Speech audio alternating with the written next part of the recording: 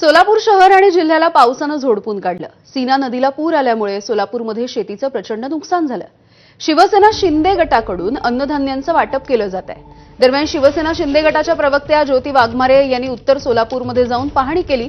यावेळेला त्यांनी सोलापूरचे जिल्हाधिकारी कुमार आशीर्वाद यांना थेट फोन लावला आणि त्यांना जाब विचारायचा प्रयत्न केला। मात्र जिल्हाधिकारी कुमार आशीर्वाद यांनी ज्योती वाघमारे यांनाच खडे बोल सुनावले। तर लोकांचा आम्ही आवाज बनतो हा गुन्हा आहे का, असा सवाल ज्योती वाघमारे विचारतात। साहेब, लोकांना जेवण मिळत नाहीये, मदत वाढवा म्हणून मी विनंती करणं ही माझी चूक आहे का? शेवटपर्यंत मदत घेऊन आली आहे।